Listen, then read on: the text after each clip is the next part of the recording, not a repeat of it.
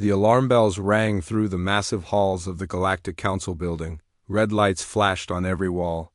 Something was very wrong. Jae-min walked slowly down the long corridor toward the main meeting room. His footsteps echoed in the empty hallway. He was the last human in council space, and today he would deliver humanity's final message. The three main alien races were already waiting inside. The Vorthik sat tall in their metal chairs, their gray skin looking darker under the emergency lights. They were the warriors of the galaxy, always ready for a fight. Next to them, the Zilani moved their tentacles nervously. They controlled most of the trade between worlds. On the other side, the Nethri typed quickly on their computers. They loved rules and paperwork more than anything else. "Ambassador Jae-min," said Commander Veltar of the Vorthek, "we need answers. What is happening to your people?" Jae-min took his seat at the small table reserved for humanity. For 50 years, humans had sat at this same table, asking for fair treatment. They had asked for better trade deals. They had asked for voting rights. They had asked to be treated as equals. The answer was always the same: humans are useful, but they are not ready for full membership. "Our colonies on Kepler 442 went silent 3 days ago," said Trade Master Ziloth of the Zilani. "The mining operation just stopped. No distress signal, no explanation. When we sent a ship to check, everyone was gone." "Same thing happened at the research station on Vol 359, added Director Morden of the Nethri. "All the human scientists vanished overnight. They left all their equipment behind but took their research." Jae-min nodded slowly. He had been expecting this meeting for months. "I have a message from the Human Colonial Administration," he said. He stood up and activated the hologram projector in the center of the table. The image of a middle-aged Korean woman appeared.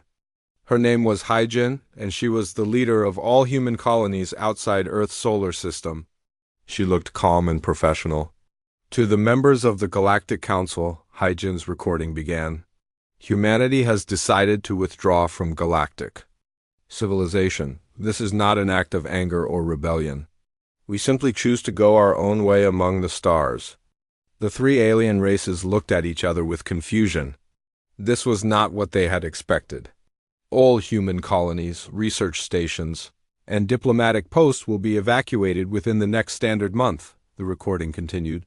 "We will leave behind all facilities in working order. We take only our people, our personal belongings, and our knowledge." Commander Veltar slammed his armored fist on the table. "This is ridiculous. You cannot just leave. We have contracts, we have agreements." Jae-min remained calm. "All contracts will be honored until the evacuation is complete.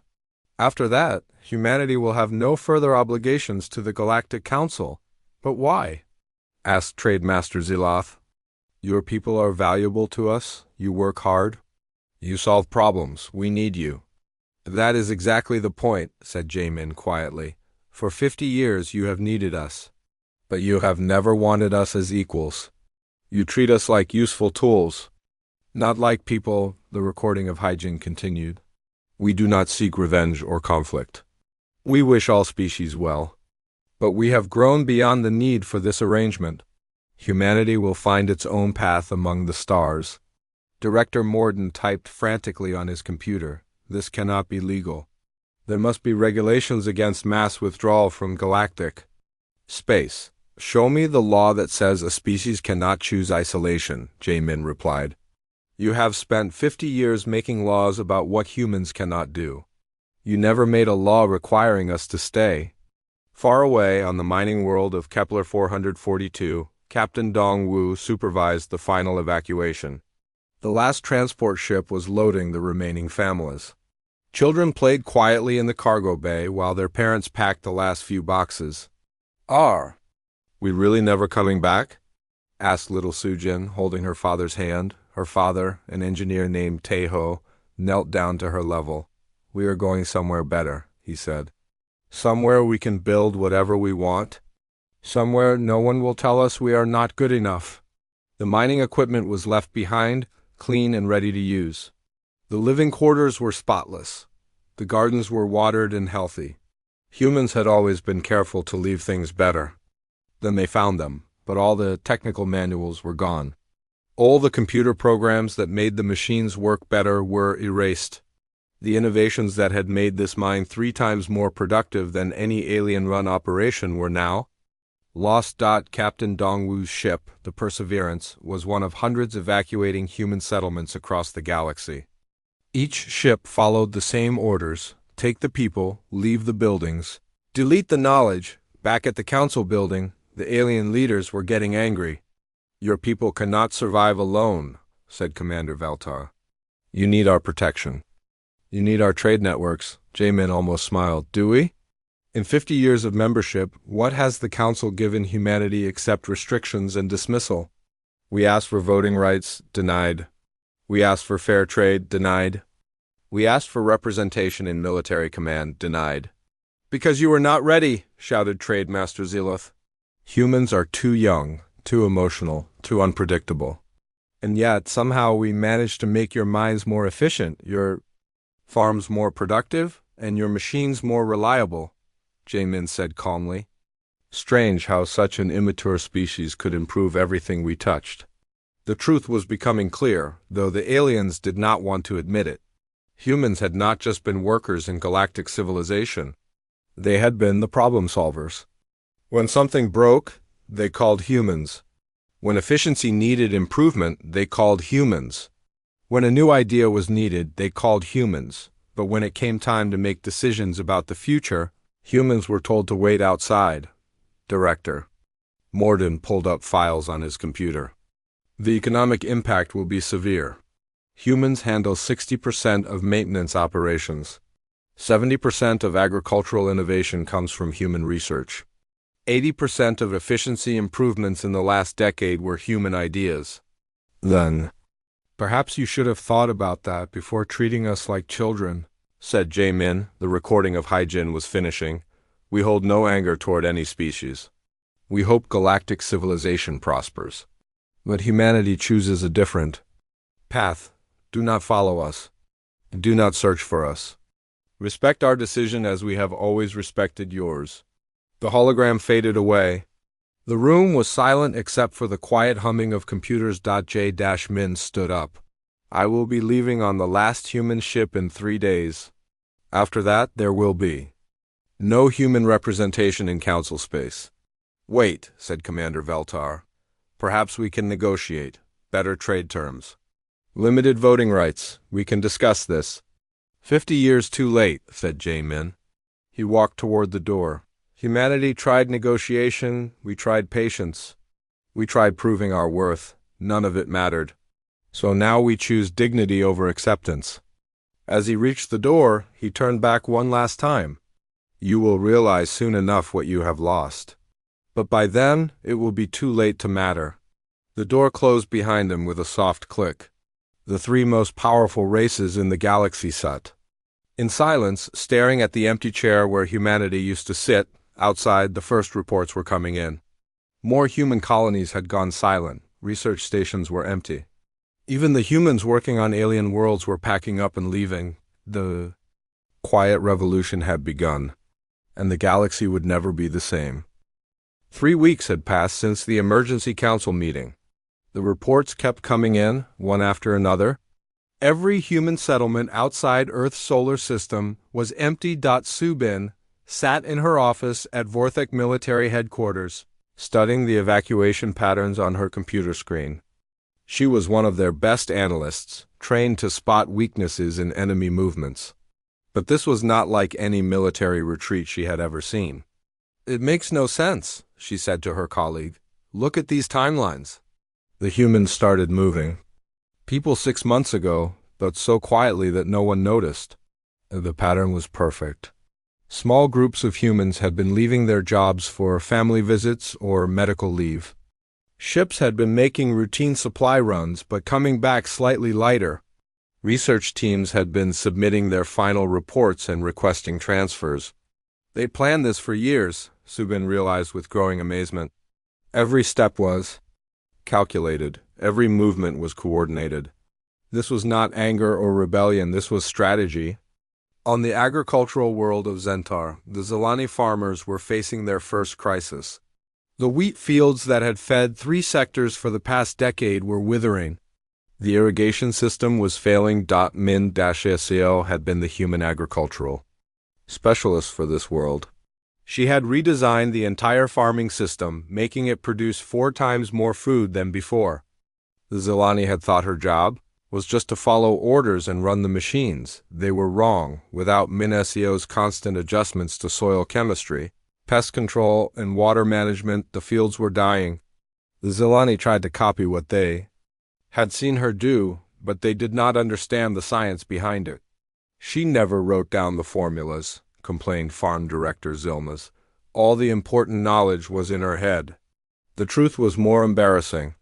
Min-SEO had submitted detailed reports every month for 8 years. She had explained her methods clearly and asked for additional research funding. The Zelani had filed her reports away without reading them, assuming human ideas were too simple to matter. Now those reports were gone, deleted from every human computer before the evacuation. Trade Master Ziloth called an emergency meeting of all Zelani commerce directors. The holographic conference room filled with worried faces. The economic damage is spreading faster than we calculated, he announced. It is not just the direct work that humans did. It is all the improvements they made to our work. The numbers were shocking. Shipping efficiency was down 30% without human logistics coordinators. Manufacturing defects had increased by 60% without human quality control specialists. Customer satisfaction ratings were dropping as human service representatives were replaced by alien workers who did not understand the complex needs of different species. But they were just support staff, protested Commerce Director Valana. Humans never held important positions. That was our mistake, said Zilith grimly. We gave them boring jobs and thought that meant their work was not important. We were wrong. On the research station orbiting Proxima Centauri, Nethri scientists were struggling with a broken life support system. The backup generators had failed, and the main computer was showing error codes that no one understood. Dr. Kyujin had been the human maintenance engineer for this station. He had fixed thousands of small problems over the years, always with a smile and a simple solution. The Nethri had barely noticed him, assuming maintenance work was beneath their intellectual capabilities. Now they realized that Kyujin had been doing much more than simple repairs. He had been constantly upgrading and improving every system on the station. He had written custom software patches, modified hardware configurations, and created maintenance procedures that were far better than the original designs. He turned our basic research station into one of the most advanced facilities in the galaxy, admitted Chief Scientist Mortel, and we never even asked him how he did it.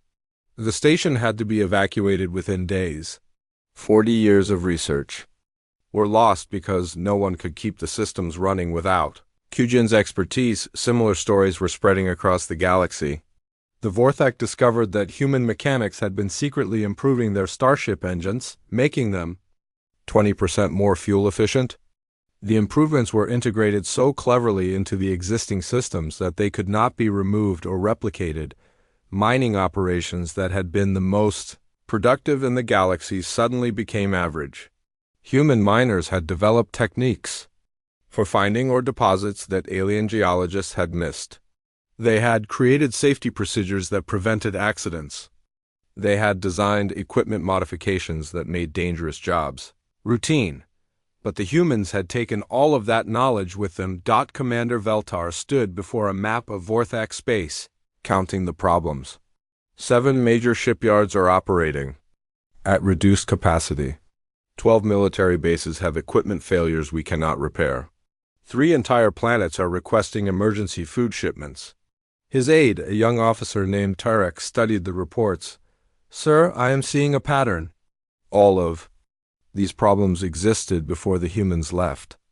But somehow they were being fixed faster than they could cause damage. What do you mean?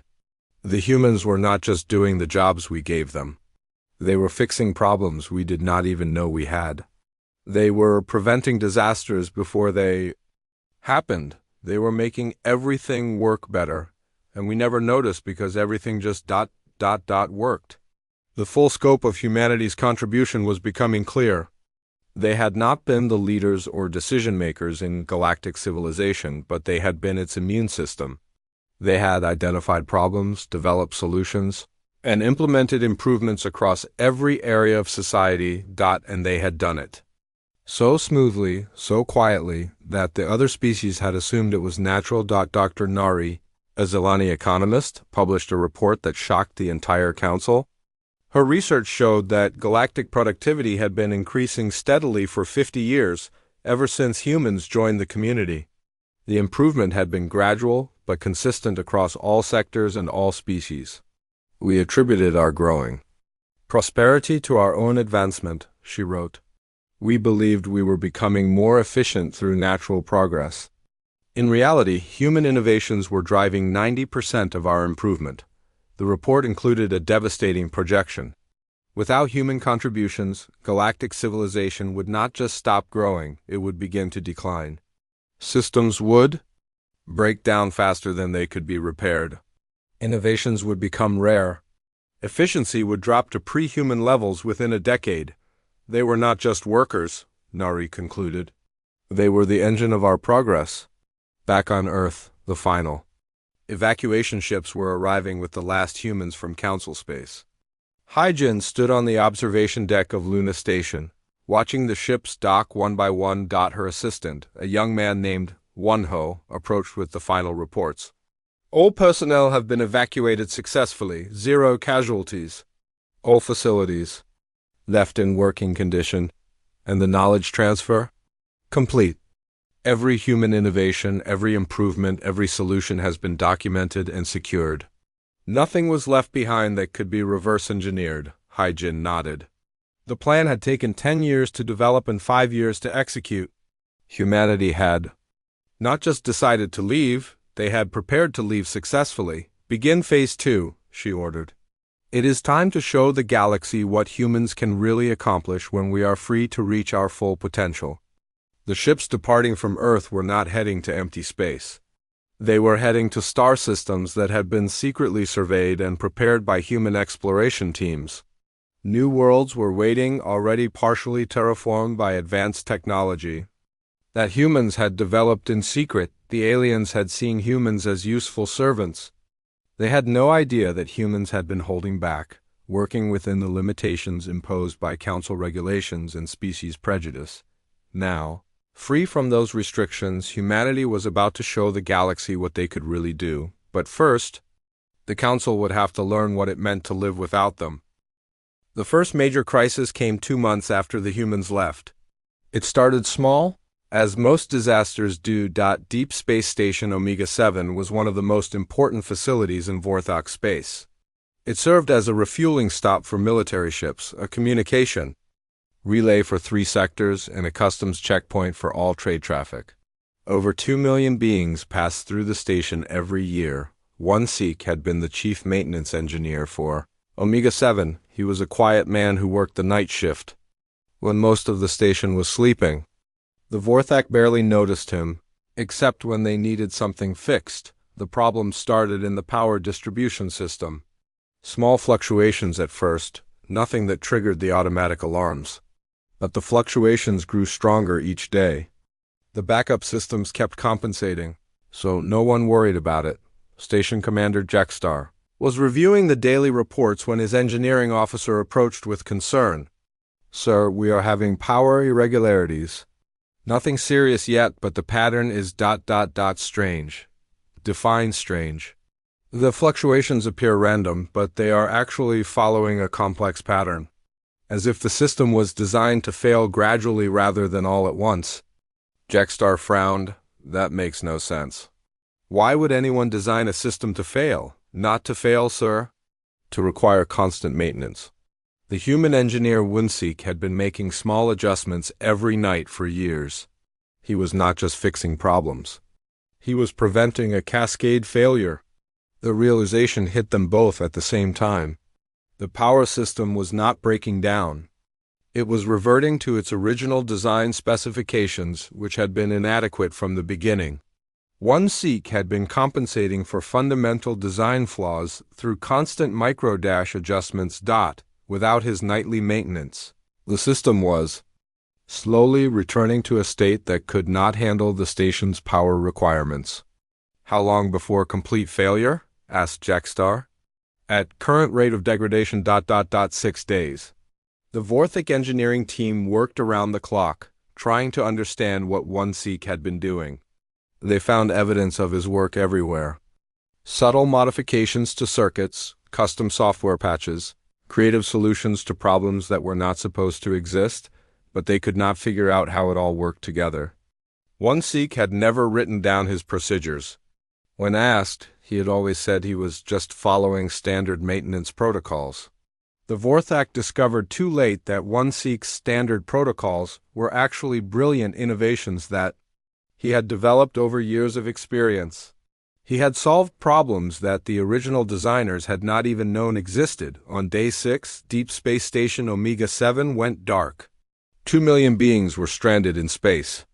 Emergency evacuation ships were launched, but it took weeks to move everyone to safety. The economic disruption rippled across 3 sectors. The station was eventually repaired and brought back online, but it operated at 60% efficiency compared to its performance under One Sikh's care.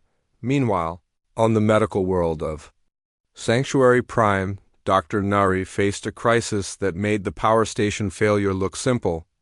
A plague had broken out among the Nethri population, a viral infection that attacked their respiratory systems. The disease was not new.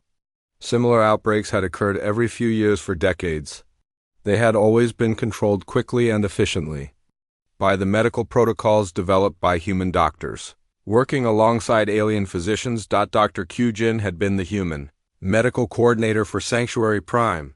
He had created treatment procedures that could stop this particular virus within days of outbreak. His protocols had saved thousands of lives over the years, but Dr. Kyujin was gone, and his protocols had been deleted from the medical databases. "We must have backup records somewhere," insisted Chief Medical Officer Veldana as she searched through the archives. These procedures were used dozens of times. Her search was fruitless. The medical records showed that the treatments had been successful, but not how they worked. The human doctors had always handled the technical details, while the alien physicians focused on patient care. "Contact the pharmaceutical companies," ordered Valdana.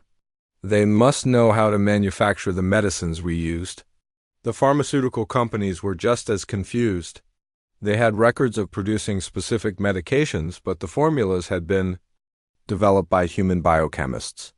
The alien companies had simply followed the manufacturing instructions without understanding the underlying science. Dr. Nari, who had worked closely with Dr. Kyujin for 8 years, tried to recreate his procedures from memory. He always started with a broad-spectrum antiviral, then added specific immune boosters based on the patient's species and medical history, she recalled, but when she tried to implement this approach, the treatments failed. Dr. Kyujin's protocols had been far more sophisticated than they appeared. He had been making dozens of subtle adjustments based on factors that Nari had not even noticed. The plague spread to 4 more worlds before alternative treatments could be developed. The death toll reached 30,000, all victims of a disease that had been easily preventable just months earlier. Trade Master Zilath was dealing with a different kind of breakdown. The shipping routes that connected the Zilani commercial empire were falling apart. The problem was not with the ships or the space lanes themselves. It was with the scheduling and logistics that made interstellar commerce possible. Thousands of cargo vessels had to be coordinated across hundreds of worlds, delivering goods at precisely the right times to prevent shortages or surpluses. Human logistics specialists had been managing this system for decades. They had developed algorithms and procedures that could predict shipping needs weeks in advance, optimize routes for maximum efficiency, and automatically adjust for unexpected delays or demand changes. "It looked so simple when they did it," complained Logistics Director Merville as she stared at the chaos on her computer screens. "They just typed some numbers and everything worked perfectly." Zilani had tried to replicate the human procedures. but the system was far more complex than it appeared. The humans had been processing thousands of variables simultaneously: weather patterns, political situations, seasonal demand fluctuations, mechanical reliability statistics, crew scheduling conflicts, and dozens of other factors. Without their expertise, shipping times increased by 40%. Costs rose by 60%. Critical supplies were delayed while non-essential goods piled up in warehouses. "We are losing money on every trade route," reported Finance Director Kelteth. "If this continues, our entire economy will collapse within a year." The Vorthak military was facing their own crisis. 3 of their best warships had suffered mechanical failures during routine patrols. The failures were not dramatic, no explosions, no casualties, but the ships had to be towed back to base for repairs. Chief Engineer Varthok examined the damaged vessels with growing confusion. "These are not random failures," he reported to Fleet Admiral Dexmar. "The breakdowns occurred in different systems on each ship, but they all followed the same pattern." "What pattern?" "Gradual degradation of performance, followed by sudden failure of a critical component.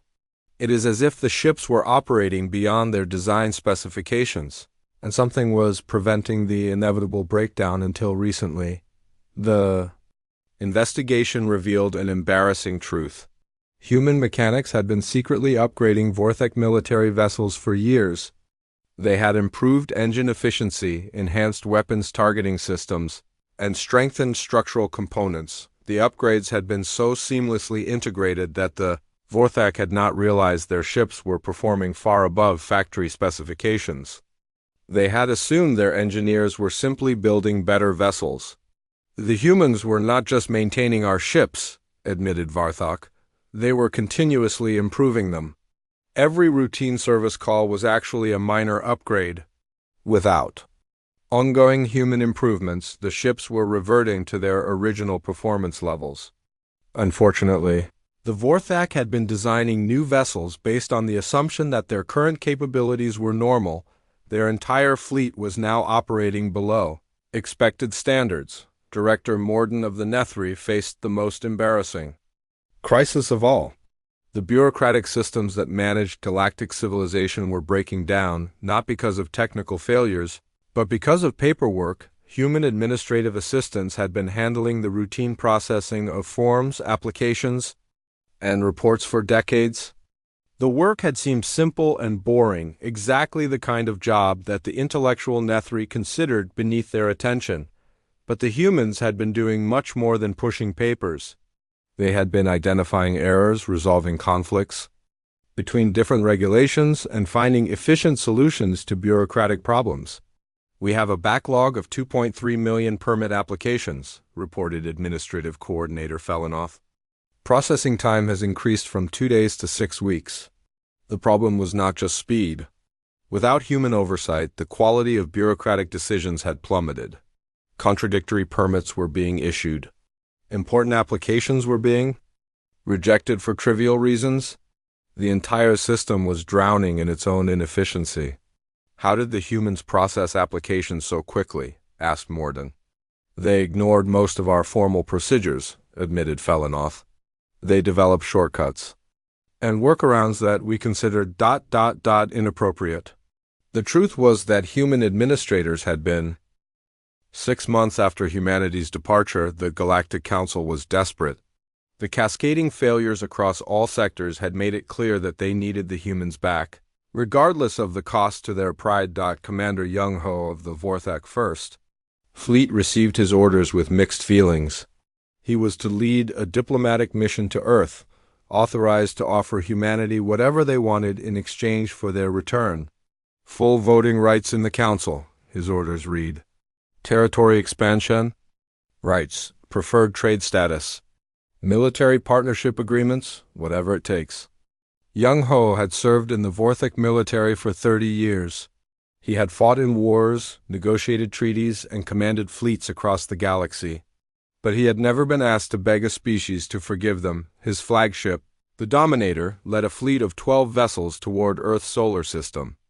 They carried diplomats from all 3 major species, plus representatives from dozens of smaller civilizations that had joined the Council over the centuries.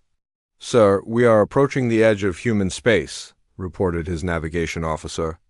"Should we transmit our diplomatic credentials?" Young Ho nodded. "Open a channel on all frequencies. Let them know we come in peace." The response came immediately, not from Earth, but from an automated beacon at the edge of the solar system. The message was polite but firm. "This is human space. Entry is restricted. Please state your business and maintain your current position." "This is Commander Young Ho of the Galactic Council," he broadcast. "We request permission to approach Earth for diplomatic negotiations." There was a long pause before the response came. "Commander Young Ho, your request has been forwarded to the appropriate authorities. Please wait for further instructions." Hours passed, then days. The Vorthak fleet waited at the edge of the solar system while human ships moved freely around. Them, sleek vessels that appeared and disappeared without warning, clearly observing the alien visitors but not acknowledging them. "Their ships are incredible," whispered Young Ho's science officer. "Look at these sensor readings. They are moving faster than anything in our fleet, but producing almost no energy signature." Young Ho studied the data with growing amazement.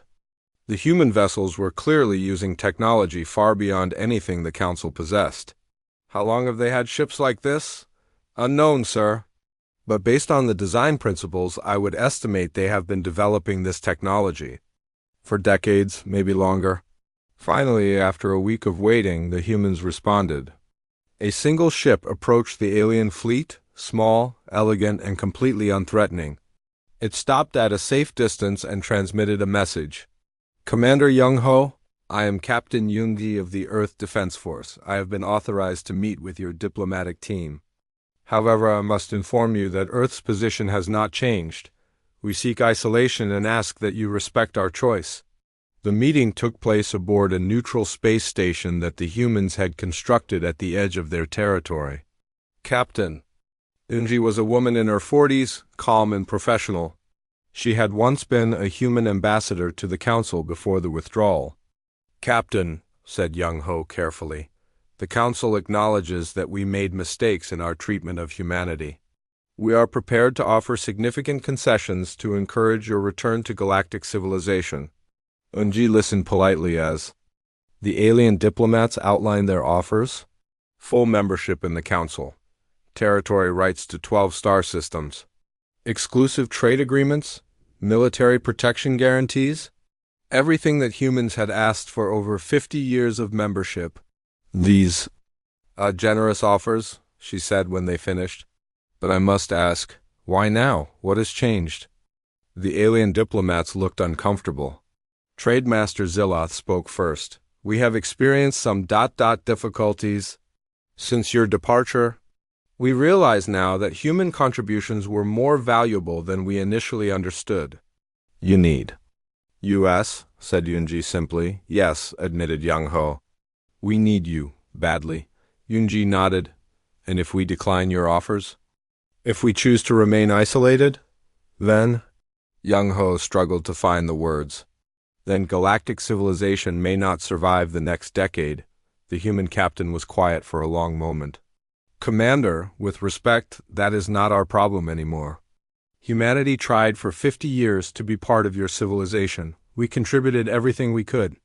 We asked only for recognition and respect. We were told repeatedly that we were not ready, not worthy, not mature enough for full participation. We were wrong," said Director Morden of the Nethri. "We admit our mistakes. Surely that must count for something." "It counts for honesty," said Yoongi.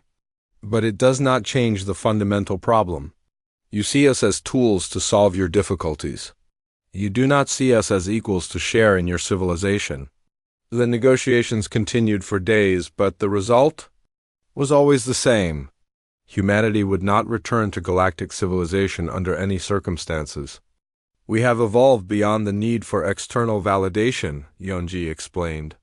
"We are building something new among the stars, a civilization based on cooperation and mutual respect rather than hierarchy and exploitation." As the diplomatic mission returned to Council space with their failure, other teams were having similar experiences throughout the galaxy. Long-range scouts had detected signs of human activity at the very edge of explored space, but every attempt to make contact ended the same way. Captain Hyun Woo was spotted by a Zilani trade vessel near the Veil Nebula, but when they approached to talk, his ship simply vanished into hyperspace. Later investigation revealed that humans had established a research station in the area, but it was abandoned by the time alien ships arrived. The evidence suggested that humanity was not hiding from galactic civilization. They were simply not interested in contact. They had moved beyond the reach of Council space and were pursuing their own goals among unexplored stars. "They are always one step ahead of us," reported Scout Commander Velinara after her third failed contact mission. "They know we are coming before we arrive. They monitor our movements and avoid any possibility of encounter." The most frustrating aspect was that humans seemed to be thriving.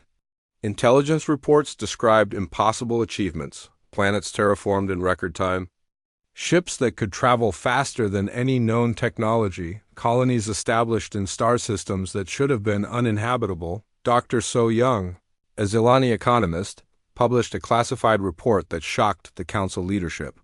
Her analysis of the limited data suggested that humanity had achieved technological advancement equivalent to 2 centuries of normal development in just 6 months of isolation. "They were holding back," she concluded.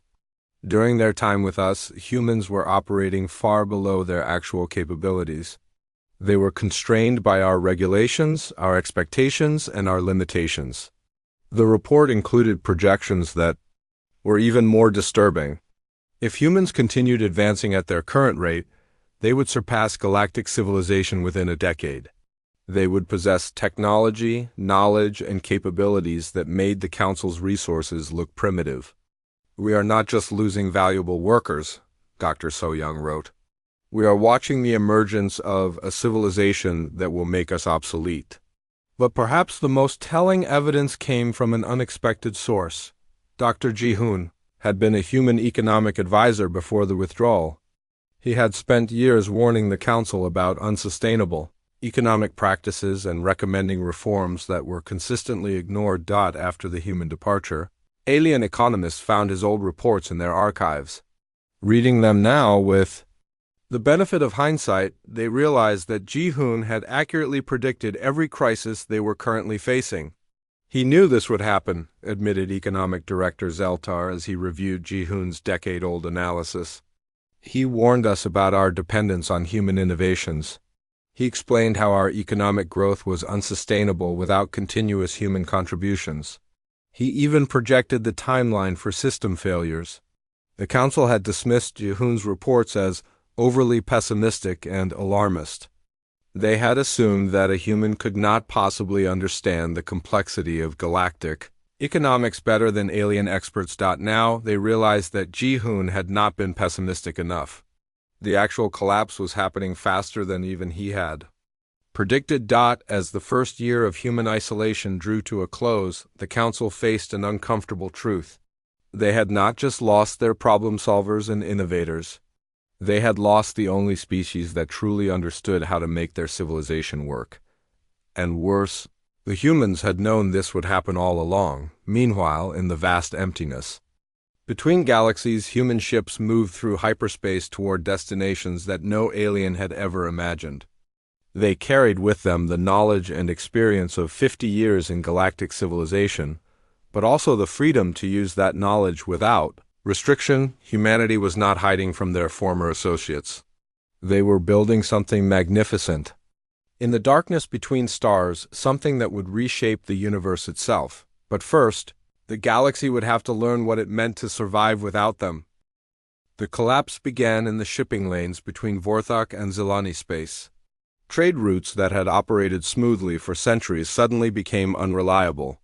Ships arrived late, cargo was damaged, and costs spiraled out of control. So Young stood before the emergency session of the Zilani Commerce Council, her tentacles moving nervously as she delivered the devastating financial report.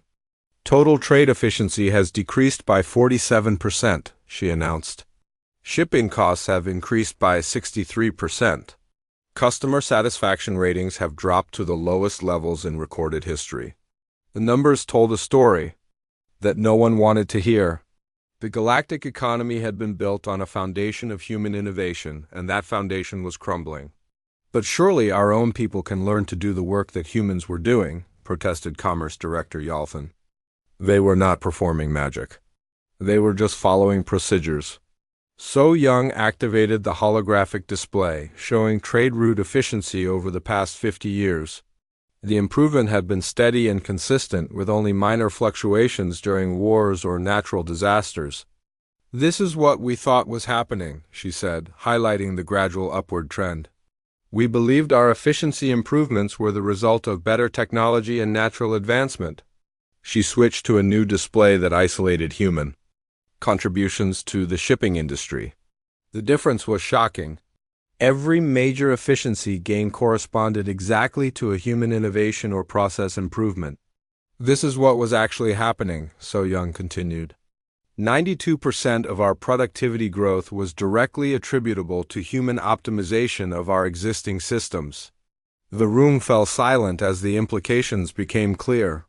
The Zilani had not been getting better at trade over the past 50 years. They had been getting better at following human improvements to their trade systems. Ji-hoon's old economic reports had predicted this exact scenario. He had warned that galactic civilization was developing what he called innovation dependency, a dangerous reliance on one species to drive technological and procedural advancement. The humans were not just workers, Ji-hoon had written 5 years before the departure. They were the engine of our economic growth. Without their continuous contributions, our productivity will not just stop improving, it will decline to pre-contact levels within 2 years. At the time, the Council had dismissed his warnings as human arrogance. How could one species be so important to a civilization that included dozens of advanced races? Now they had their answer. Wu-Jin had been a human freighter captain, running cargo between 17 different worlds on a route that covered 3 sectors.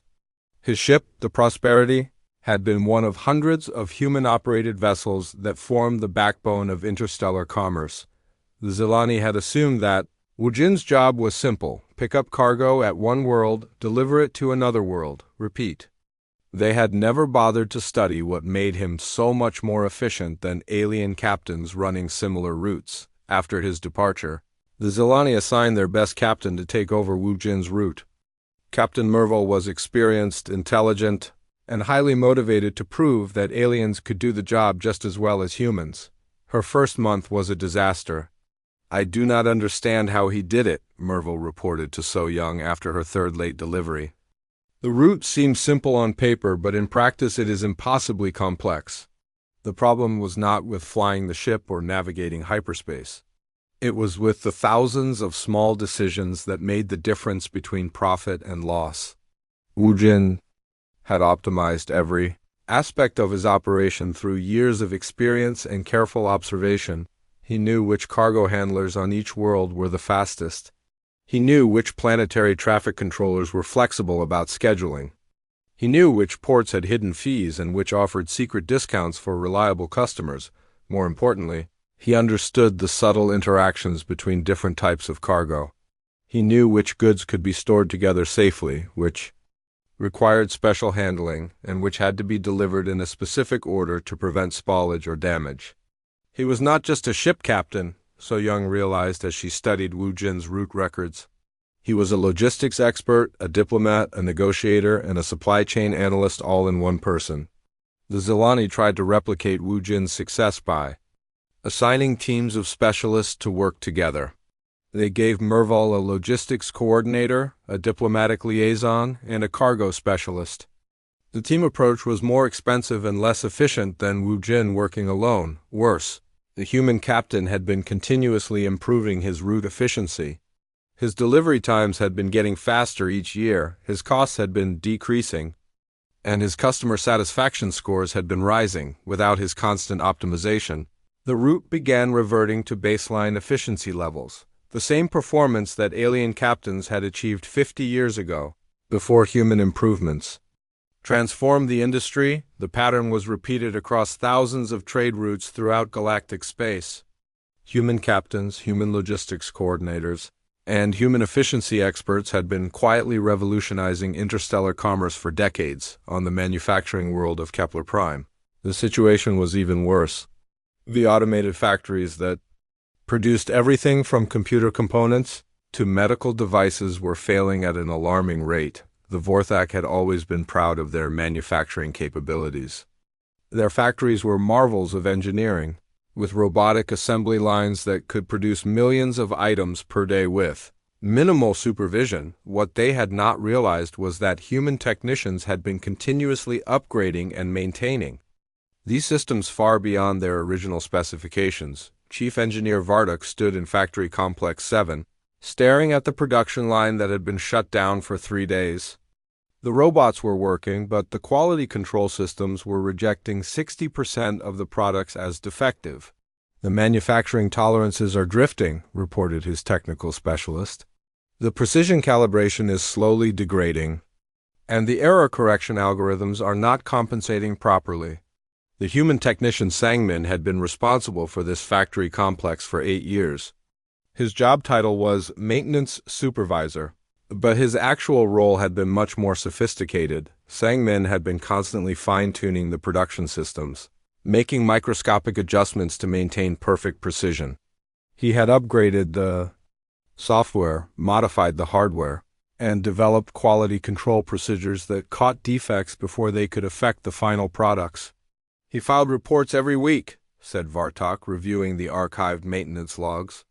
But they all said the same thing: routine maintenance completed. All systems operating normally. The Vorthak had never looked deeper into what routine maintenance actually involved. They had assumed it was simple work, replacing worn parts, cleaning machinery, running diagnostic tests. The truth was far more complex. Sangmin had been performing precision engineering on systems that were designed to operate within much looser tolerances.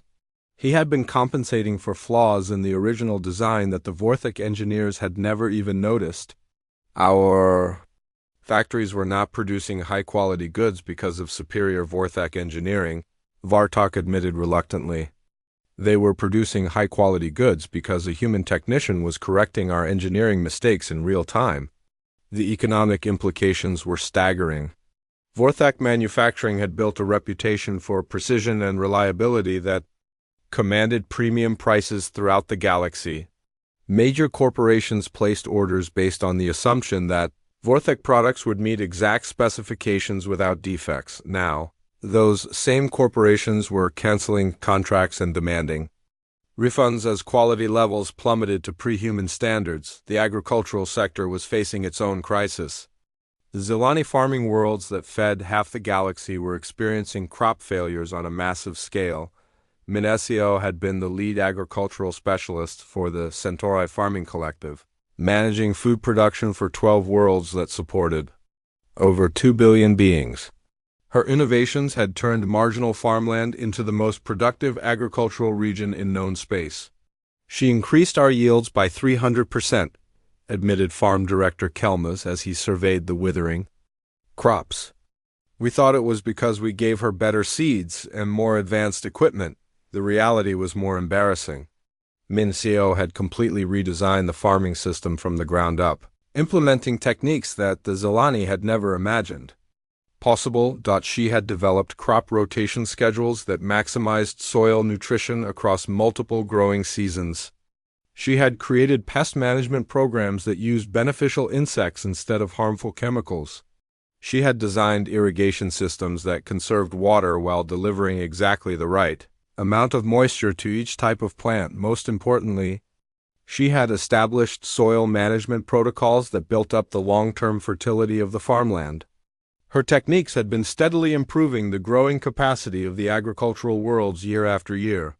Without her constant soil treatments, the farmland is reverting to its natural state, explained agricultural scientist Feliner. The artificially enhanced fertility is disappearing. Within 2 years, these worlds will not be able to support even half their current population. The Galactic Council faced an unprecedented crisis. Food shortages were spreading across. 2 years after humanity's departure, the Galactic Council authorized the most ambitious search operation in their history. If diplomatic contact had failed, perhaps they could find humans who were willing to negotiate on different terms. Fleet. Admiral Dexmar of the Vorthok commanded the largest exploration force ever assembled. 50 ships from all 3 major species, equipped with the most advanced sensors and fastest engines available. Their mission was simple: find humanity and bring back proof that cooperation was still possible. The expedition began with optimism. Intelligence reports suggested that humans had established colonies in the Outer Rim territories, beyond the traditional boundaries of galactic civilization. Some of these settlements might be small enough to approach without triggering a mass evacuation. Captain In Young led the advanced scout team, searching star systems that long-range sensors had flagged as possibly containing human activity. Her ship, the Seeker, was fast and equipped with stealth technology that should have made detection difficult. The first discovery came in the Epsilon Eridani system, where orbital scans detected the unmistakable signs of recent terraforming activity. An airless world had been transformed into a garden paradise in less than 18 months, a feat that should have been impossible with known technology. The atmospheric composition is perfect, reported In Young's science officer as they approached the planet. Oxygen levels, atmospheric pressure, temperature range, everything has been optimized for human habitation. The planet's surface showed clear evidence of settlement, cities built with elegant architecture that blended seamlessly with the natural landscape, agricultural areas arranged in patterns that maximize both productivity and beauty, transportation, networks that moved goods and people with minimal environmental impact, but there were no people. The settlements are completely empty, In Young reported to Fleet Admiral Dexmar, but they were occupied recently. Very recently, food is still fresh in storage facilities. Machinery is still warm from operation. They left within the last few days. The evacuation had been so thorough that nothing useful remained behind. Living quarters were cleaned and maintained, but personal belongings were gone. Workshops contained advanced equipment, but all the technical documentation had been removed. Libraries had empty shelves where data storage devices once sat. They knew we were coming, realized In Young as she walked through the abandoned streets. They detected our approach and evacuated the entire planet before we arrived.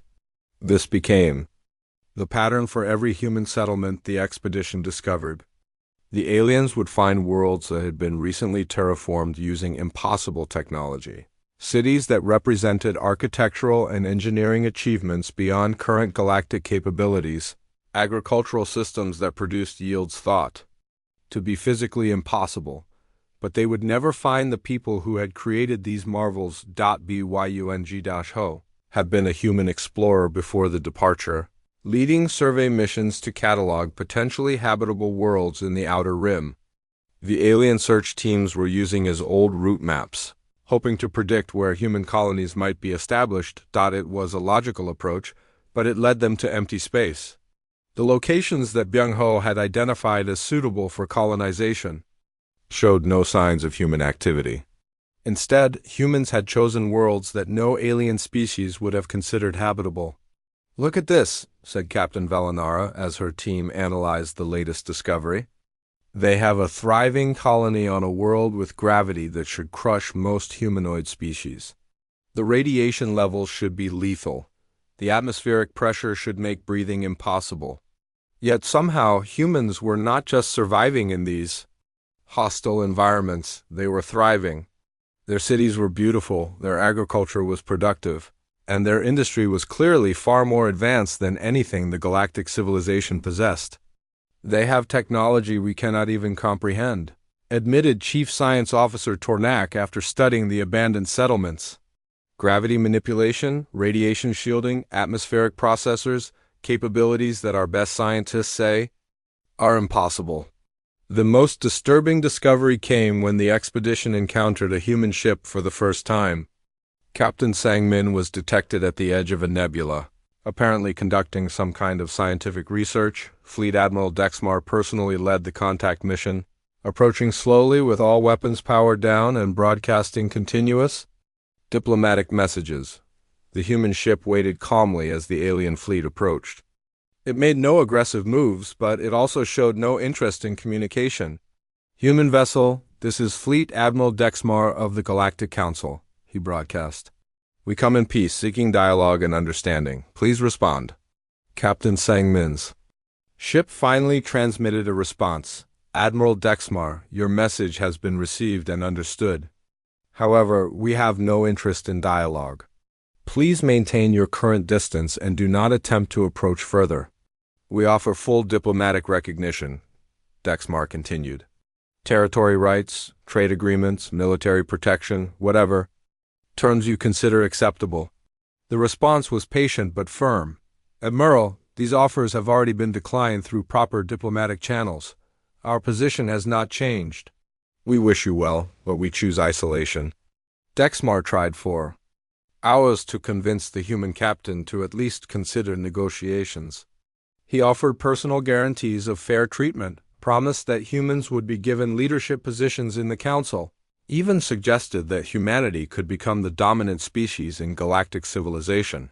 Captain Sangmin listened politely to every offer, then gave the same response. "Thank you for your courtesy, Admiral. Our answer remains unchanged." When the human ship finally departed, it simply vanished.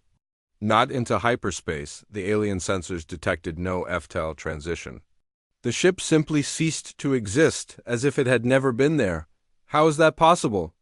demanded Dexmar, staring at the empty space where the human vessel had been moments before.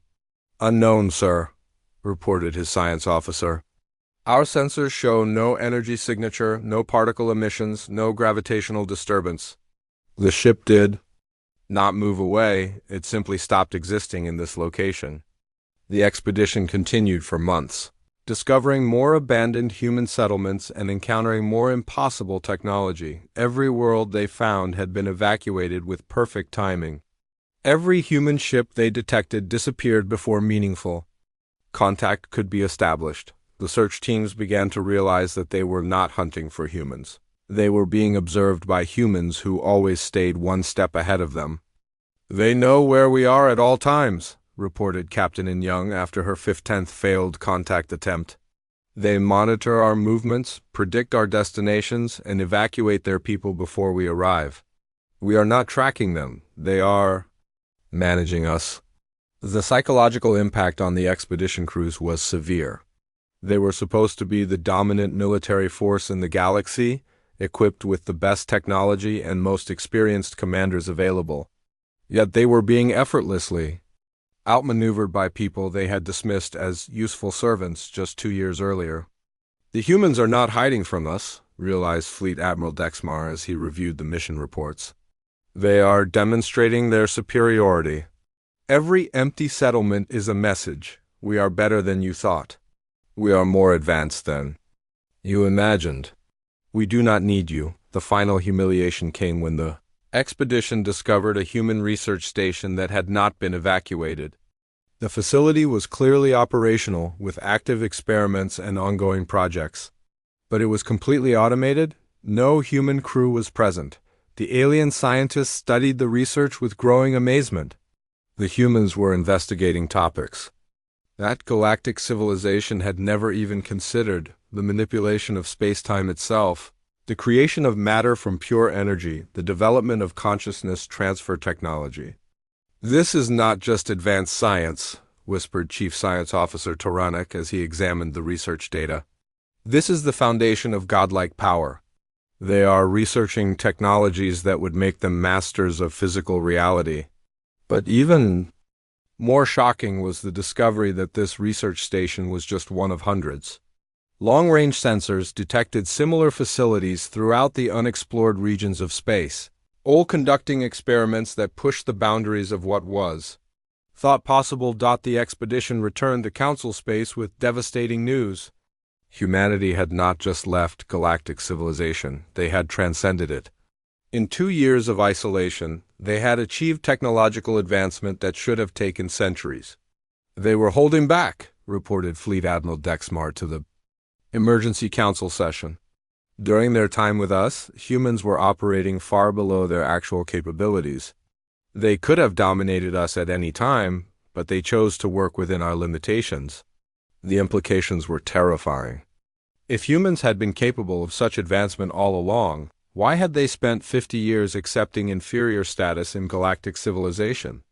Why had they tolerated discrimination and dismissal when they possessed technology that made them essentially omnipotent? Because they are better than us, said Director Morden quietly. Not just technologically, morally. They had the power to conquer us, but they chose cooperation. They had the ability to rule us, but they chose service. They had 25 years had passed since humanity's departure. An entire generation of aliens had grown up without ever meeting a human being. To them, humans were legends, mysterious beings who had once walked among their ancestors and performed impossible feats. Seo Keijin sat in his study at the Vorthic Historical Institute, surrounded by holographic displays showing archive footage from the human era. As the galaxy's leading expert on human-alien relations, he had spent decades trying to understand what had been lost. "Play recording 77 Alpha," he commanded. And the room filled with the image of a human teacher addressing a mixed classroom of alien children. The teacher was Yu Jin, a young woman who had worked at the Interspecies Education Center on Proxima Station. In the recording, she was patiently explaining basic mathematics to students from 6 different species, adapting her teaching style to accommodate the learning differences of each race. Notice how she modifies her approach for each student, Seok-jin said to his research assistant. The Vorthic child learns through physical demonstration. The Zilani child needs visual patterns. The Nethri child responds to logical progression. She understands them all instinctively. The recording showed Yujin working with a struggling Vorthic student named Jurtek, who could not understand the concept of negative numbers. Instead of explaining it verbally, Yujin had created a physical demonstration using colored blocks to represent debt and credit. "Watch his face," said Seok-jin. The moment of understanding. Yujin has just opened his mind to a concept that Vorthic educators had failed to teach for months. These recordings had become precious historical documents.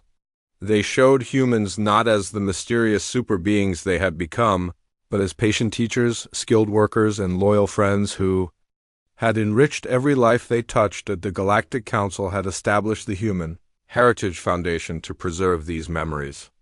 Museums on every major world displayed artifacts from the human era, tools that had been improved by human engineering, artworks that showed human creativity, recordings of human music that had influenced alien composers, but the most important exhibits were the testimonials from aliens who had worked alongside humans during the 5 decades of contact.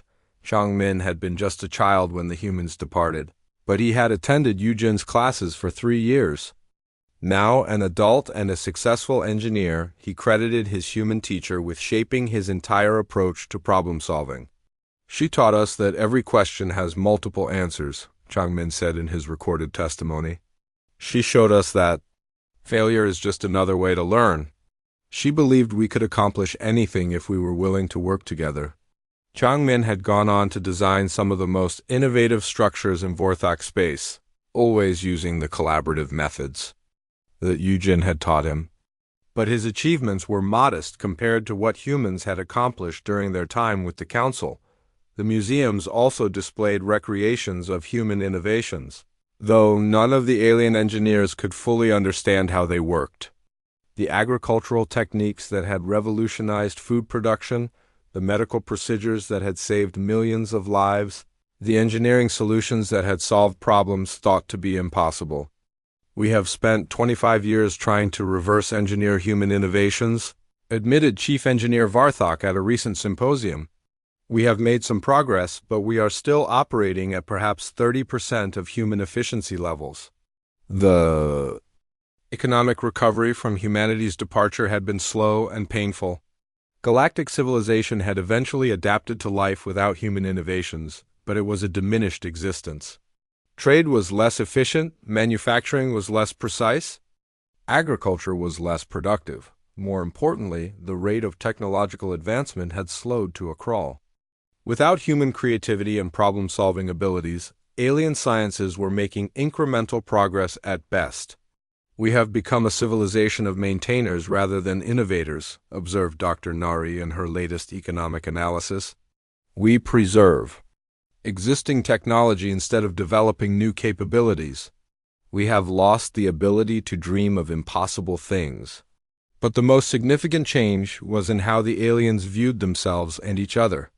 The human era had been marked by increasing cooperation between species, as human diplomats and mediators helped resolve conflicts and build understanding. Without human influence, old tensions between the three major races had begun to resurface. Trade disputes escalated into diplomatic crises. Military buildups created anxiety and mistrust.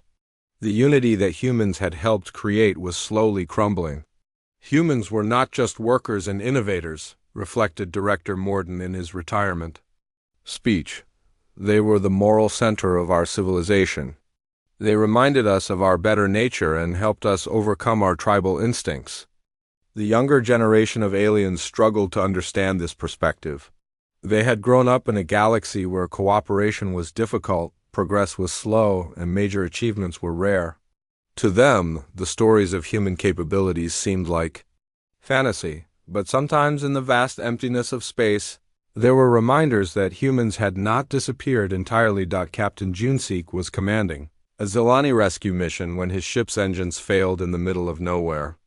His crew of 30 was stranded between star systems, with life support failing and no hope of reaching safety.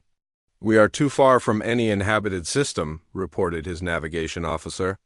"Even if we sent a distress signal, no one could reach US in time."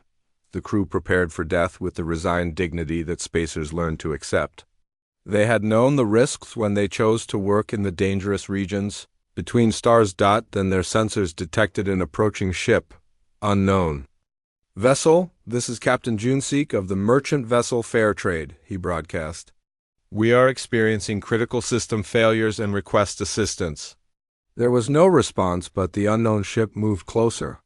It was sleek and beautiful, designed with an aesthetic that no alien race had ever achieved. As it approached, the Zilani crew realized with shock that it was a human vessel. The human ship moved alongside the failing merchant vessel and began some kind of repair procedure. The Zilani could not see what was happening, but their systems began functioning perfectly. Power was restored, life support was stabilized, and the engines came back online. "Unknown vessel, thank you for your assistance," Captain Junseek broadcast gratefully. "How can we repay this kindness?" The response came as a simple text message. "No payment required. Safe travels." The human ship departed as mysteriously as it had arrived, vanishing into the darkness before the Zilani could ask any questions. Similar incidents were reported throughout the galaxy. Ships in distress would receive anonymous assistance from vessels that appeared and disappeared without explanation. Medical supplies would materialize at disaster sites with no indication of their source. Engineering solutions to critical problems would be found in data packages of unknown origin. The evidence suggested that humans were still watching, still helping, still caring about the welfare of their former neighbors, but they never revealed themselves or sought recognition for their aid. "They are like guardian angels," said Captain Junseek when he reported the incident to Zilani authorities. "They help us when we need it most, then fade away before we can thank them properly." The Galactic Council maintained listening posts at the edge of known space, hoping to detect some sign of human civilization. The posts were staffed by volunteers who dedicated their lives to the possibility of renewed contact. Mi Young had been one of the last humans to leave Council space, working as a communications specialist until the final evacuation. She had maintained friendships with dozens of alien colleagues through the years of cooperation. Her recorded messages, preserved in the archives, showed the warmth and genuine affection that had characterized human relationships with other species. "I will miss working with you," she had told her Vorthak colleague Feltar in her final transmission. "You have taught me so much about courage and honor. I hope someday our peoples can work together again as friends." These personal connections had been the foundation of human-alien cooperation. Humans had not just improved alien technology and procedures, they had built bridges of understanding between species that had previously viewed each other with suspicion. Now, 25 years later, those bridges were crumbling. Without human mediation, the natural tendency toward tribal thinking was reasserting itself. The three major races were becoming more isolated, more suspicious, more focused on their own interests rather than galactic welfare. Young aliens grew up hearing stories of the human era as a golden age when anything seemed possible. But to them it was ancient history, as remote and mythical as the legends of the first spacefaring civilizations. "They do not understand what we have lost," said Seokjin as he watched a group of Vorthic children playing in the museum. 2. The humans are just another extinct species that once lived among the stars. But sometimes, late at night when the museum was empty, Seokjin would play the old recordings and remember what it had been like when humans walked among them. He would listen to Yujin teaching her students, watch Jae-min delivering his diplomatic speeches, observe the quiet dignity with which humans had accepted their inferior status while working to improve everyone's lives. 50 years had passed since humanity's quiet departure from galactic civilization. Half a century of silence, broken only by mysterious acts of kindness from the shadows. The memorial ceremony was held on Proxima Station, the same facility where humans and aliens had once worked together to build the first interspecies research center. Delegates from across the galaxy gathered to commemorate what they now called the Lost Partnership. Junho stood at the podium, one of the few beings still alive who remembered the human era. As the eldest member of the Galactic Council, he had been chosen to deliver the memorial address.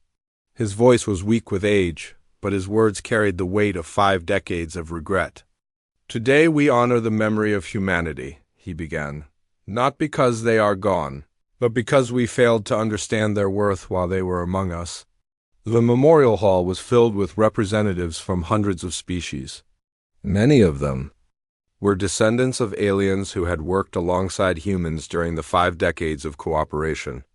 They carried with them stories passed down through generations, tales of human kindness, innovation, and patience in the face of discrimination.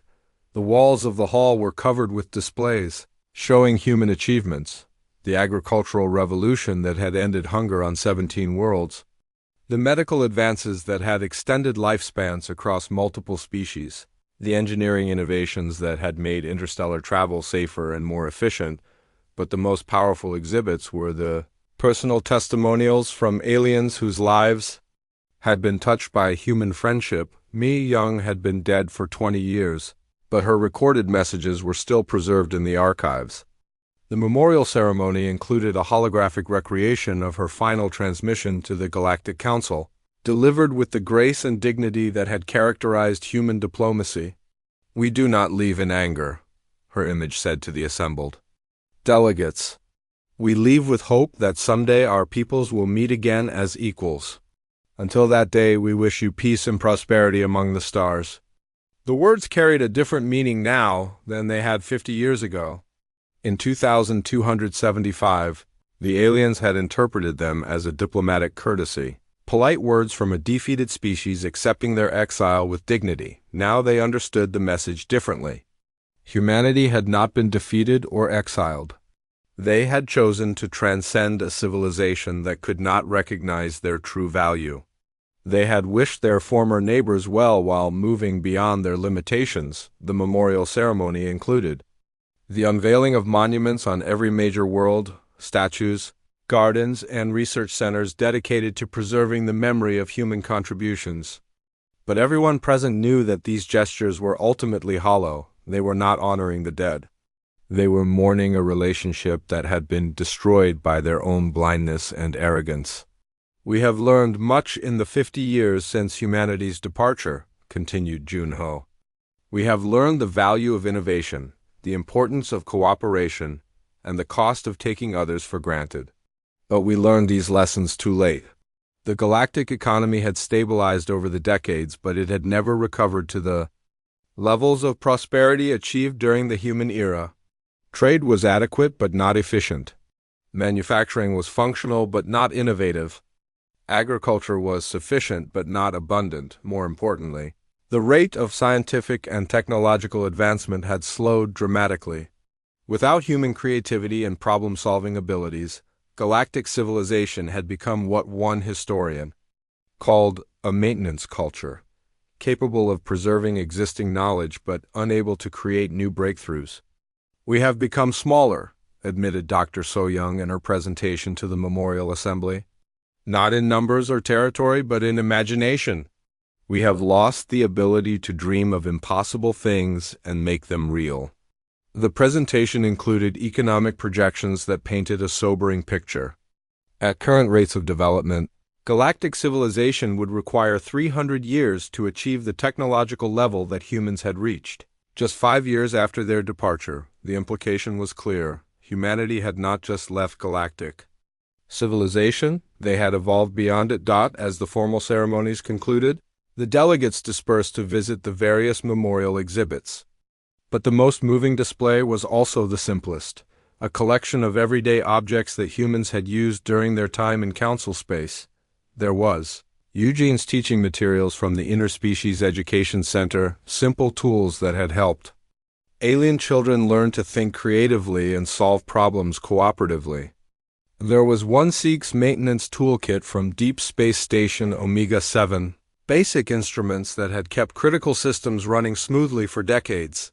There was Minasio's agricultural research notes from the Centauri, farming collective, handwritten observations that had revolutionized food production across multiple sectors. There was Jamin's diplomatic correspondence, thoughtful letters that had helped prevent wars and build understanding between hostile species. Each exhibit included testimonials from aliens who had worked with these humans, describing not just their professional achievements, but their personal qualities, their patience, their kindness, their willingness to help others succeed, their ability to see potential in situations that seemed hopeless. "They made us better than we were," said Feltar, now elderly but still serving as a Vorthic cultural attaché. "Not through force or manipulation, but through example.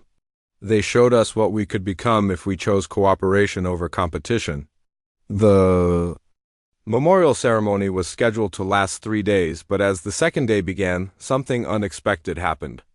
Long-range sensors detected an approaching vessel at the edge of the system, a ship using technology that no known species possessed. The vessel was beautiful beyond description, its hull seeming to shift and flow like liquid metal while maintaining perfect structural integrity. It moved through space without visible propulsion, gliding effortlessly between the planets as if gravity itself was bending to accommodate its passage. "Unknown vessel, this is Proxima Station Control," broadcast the traffic coordinator. "Please identify yourself and state your intentions." The response came immediately, transmitted on frequencies that covered every communication device in the system. "Proxima Station, this is the vessel Remembrance. We come bearing gifts for the memorial ceremony." The voice was unmistakably human, speaking with the calm professionalism that aliens remembered from the old days. But there was something different about it, a depth and resonance that suggested capabilities far beyond normal human ranges. Panic and excitement spread through the station as word of the human ship reached the memorial delegates. For 50 years they had hoped for this moment, a chance to finally make contact with their former partners and perhaps begin the process of reconciliation, but the human vessel made no attempt to dock or approach the station. Instead, it maintained position at the edge of the system and began transmitting a complex data stream. "They are sending us something," reported the communications officer. "Massive data packages containing everything." The transmission included complete archives of human history during their time in galactic civilization, not just official records, but personal stories, private communications, and detailed documentation of every human contribution to alien society. There were video recordings of humans they had known, one Sikh explaining his maintenance procedures in detail, Minesio demonstrating her agricultural techniques step by step, Eugene showing how to adapt educational methods for different species' learning styles. Most importantly, there were recordings that humans had made for each other, private conversations, about their experiences working with aliens, their hopes for the future, their dreams of what could be accomplished through cooperation. "Look at this," whispered Dr. Nari as she reviewed the files.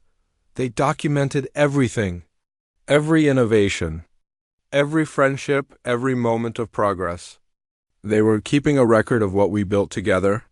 The archives revealed truths that the aliens had never suspected. Humans had not just been responding to alien problems, they had been anticipating them. They had developed solutions years before the problems became apparent, waiting patiently for the right moment to implement their innovations. They had known about the economic vulnerabilities that would lead to collapse after their departure. They had predicted the technological stagnation that would follow their withdrawal. They had foreseen the diplomatic tensions that would emerge without human mediation. But instead of using this knowledge to demand better treatment, they had simply worked harder to prevent the problems from occurring during their time in galactic civilization. "They were protecting us," realized Junho as he studied the archives. "All those years, they were shielding us from the consequences of our own mistakes." The data transmission included something even more remarkable: detailed instructions for implementing human innovations using alien technology and personnel. Not just the procedures themselves, but explanations of why they worked and how to adapt them for different situations. It was a gift of incalculable value, 50 years of human knowledge freely given to the species that had rejected them. "Why?" asked Commander Young-ho, speaking to the human vessel directly. "Why give us this? We do not deserve your generosity after how we treated you." The response came from a different voice this time.